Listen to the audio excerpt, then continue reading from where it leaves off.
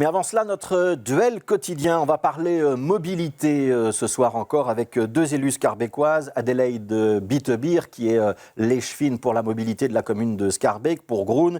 Et Angelina Chan, qui est conseillère communale dans l'opposition, toujours à Schaerbeek, pour le mouvement réformateur. On va revenir sur le plan de mobilité scarbécois dont on vous a beaucoup parlé déjà, qui a été présenté il y a 2 jours. Ce good move, donc, sauce scarbécoise, qui va provoquer de nombreux changements dans les années à venir. On va commencer avec vous, Adélaïde Bitebier. L'idée générale, pour qu'on comprenne bien, c'est de décourager le trafic de transit. Vous assumez que la vie va devenir un petit peu plus dure à Schaerbeek pour les automobilistes ? Dans ce périmètre, il y a quand même 45% des voitures qui sont en transit. Et c'est vrai, on va décourager de choisir ce chemin dans nos petites rues de ce quartier-là. Ouais. Ça veut dire concrètement, ça va se passer comment, hein? Donc il y a 3 sous-quartiers qui ont été définis, Azalée, la rue Royale Sainte-Marie et la place, autour de la place Collignon, la cage aux ours. On va créer des boucles à l'intérieur de ces quartiers, c'est-à-dire qu'il y aura plus de sens unique, plus de sens interdit pour les automobilistes pour éviter qu'on traverse Schaerbeek pour rejoindre le centre-ville, c'est ça l'idée ? Effectivement, et donc on regarde le périmètre qui est Lambermont, qui est avenue Roger et puis rue du Palais. Donc ça, c'est le grand périmètre de ce contrat local mobilité. Et là, ceux qui s'y connaissent, il y a ces grandes artères comme Chaussée d'Acht, Royale Sainte-Marie. Et donc, en mettant pour les automobilistes ces avenues en sens unique, on gagne de l'espace public qu'on peut utiliser pour autre chose, que ce soit trottoirs élargis, pour des pistes cyclables ou pour le transport en commun. Ou encore pour pouvoir verduriser aussi à peu près 3-4 places à Schaerbeek. Ça ne peut pas être seulement le parc Josaphat qui est notre poumon. On veut aussi que beaucoup de places, plusieurs places à Schaerbeek, se verdurisent. Verdurise. Oui, voilà. Merci. Angelina Chan, donc la parole à l'opposition. Des quartiers apaisés, des quartiers verdurisés et moins de trafic de transit. Est-ce que la conseillère communale d'opposition est d'accord déjà avec l'objectif ou pas du tout ? Et est-ce que vous êtes d'accord avec la méthode ? Vous savez, Schaerbeek est une commune de passage, c'est aussi une richesse. Donc les commerçants profitent de cela aussi. On veut des quartiers évidemment apaisés, mais pas des quartiers désertés. Et sans réel aménagement, ce sont des reports de circulation. Vous savez, je ne suis pas pro-voiture. C'est qu'aujourd'hui, il n'existe pas d'alternative équivalente pour remplacer la voiture de manière efficiente et efficace. Mais ce que je souhaite, évidemment, c'est une coexistence et une harmonisation de tous les modes de transport. Ouais. Mais donc, coexistence, harmonisation, est-ce que le plan proposé par la majorité scarbécoise, il va dans ce sens-là ou pas pour vous ? Ou est-ce que ça va trop vite, trop loin ? Comme tout plan, on n'est pas toujours d'accord et évidemment, cela suscite des mécontentements. Mais je dirais plutôt, c'est une bonne chose qu'enfin on avance. Vous savez, ça fait 20 ans que les maires réclament une mobilité qui s'adapte, en même temps, il ne faut pas oublier qu'on est aujourd'hui avec au minimum 20 ans de retard. Et donc, attention, parce que ce retard ne doit pas se faire au détriment de 2 choses.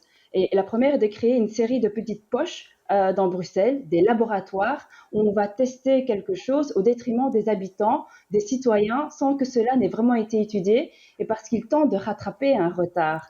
Et deuxièmement, il ne faut pas que la facture de ce retard soit payée par les Bruxellois via des tarifs de stationnement qui sont quadruplés, des blocages, des difficultés de pouvoir travailler. Donc la facture du retard de Bruxelles en termes de mobilité ne doit pas retomber une nouvelle fois sur les habitants et les travailleurs. Alors, on va donner la parole à Adélaïde Bitebier. Je voudrais que vous répondiez sur un point précis, cette idée de petite poche expérimentale. Est-ce qu'on fait jouer aux Schaerbécois le rôle de cobaye et on teste Good Move à Schaerbeek et puis on voit si ça marche ? Est-ce qu'il y a un côté expérimental dans ce que vous faites ? Ce qui est vrai, c'est que nous sommes les précurseurs. Mais avec Ville30, par exemple, on était aussi la première commune de généraliser donc une limite de vitesse à 30. Ici, on est le premier contrat local mobilité, mais on est le premier de 50 contrats locaux mobilité. Donc, on est même demandeur que aussi les quartiers autour, que les communes autour travaillent aussi sur cela. Et je suis d'accord avec ma collègue quand on parle du transport en commun, qu'on a là quand même des difficultés, mais je dirais la difficulté la plus grande, c'est que les lignes de bus qui existent, les lignes de tram qui existent, et même oui, c'est toute cette possibilité. Qu'est-ce qu'on constate? Que oui, en théorie, c'est fluide et oui, en théorie, il y en a beaucoup, mais ils sont dans les embouteillages. Et donc, je pense que là, et de là, on a pu vraiment bien collaborer aussi avec la STIB de chercher les solutions. Pensez par exemple au carrefour Robiano, donc c'est le carrefour Chaussée d'Acte et Avenue Roger. Là, quand on a consulté les habitants et même les commerçants aussi, vous l'avez probablement entendu de Madame Firland, donc ma collègue au collège, qui dit les commerçants sont aussi demandeurs que s'il vous plaît, faites rouler le tram, élargissez les trottoirs parce que c'est là notre clientèle.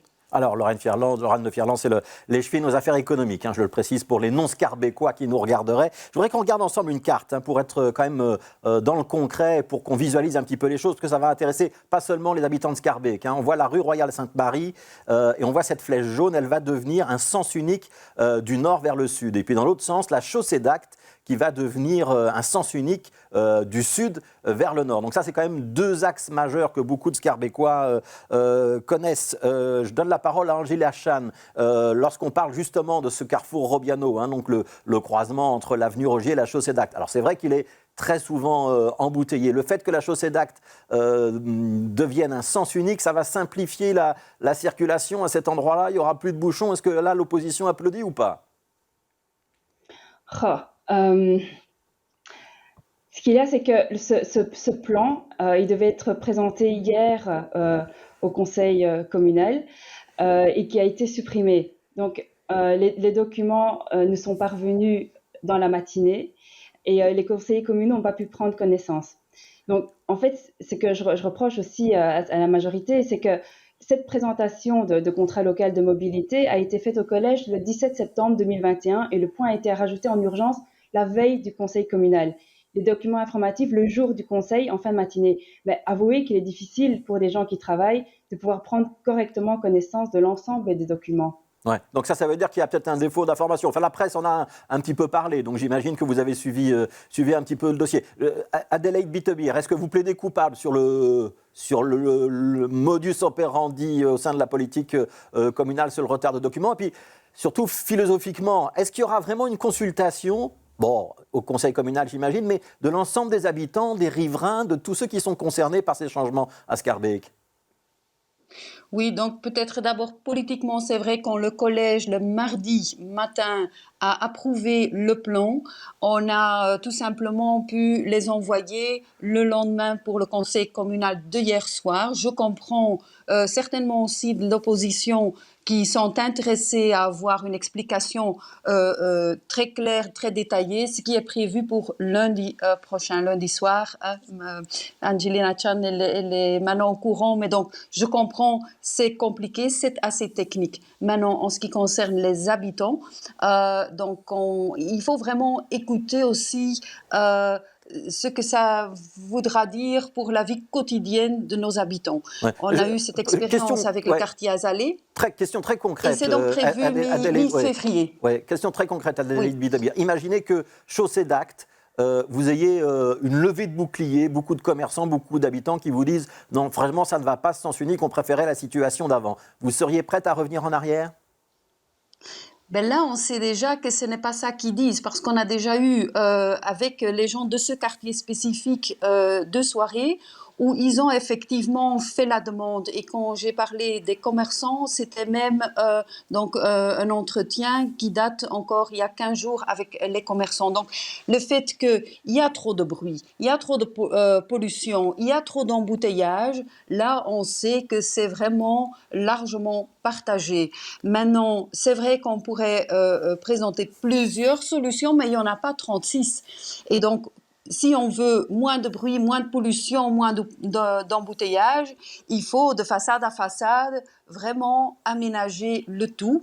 Et les formules de sens unique, donc de boucles et de filtres, ce sont des professionnels qui nous ont dit, voilà, quand ça c'est votre problème, voici les instruments que vous pouvez utiliser pour remédier. Et donc, si besoin d'avoir donc des mesures d'accompagnement, parce que la vie quotidienne pour les gens, oui, ça va changer, mais ça ne peut pas être bousculé. Alors là, on est à l'écoute, comme on a fait des ajustements, par exemple, dans cet autre quartier à côté du parc Josaphat. Ouais, le quartier Azalée à Gilles-Lachane, vous confirmez, il y a eu des protestations dans le quartier Azalée. Est-ce que la majorité a été suffisamment à l'écoute? Et ce sera la dernière question. En fait, ce qu'il y avait, c'est qu'il n'y avait pas du tout de concertation avec les riverains en amont. Cela a fâché les riverains qui vivent dans ces quartiers. Et quand on a parlé, enfin, et c'est toute l'harmonie générale de tout un quartier qui peut complètement changer. Donc, il y avait vraiment un manque de considération envers les habitants qui avaient notamment participé au Zoom. Ils n'ont pu donner leur avis que sur les plans proposés par la commune, sans prendre en compte d'autres scénarios, parce que ce n'était pas du tout la volonté de la commune.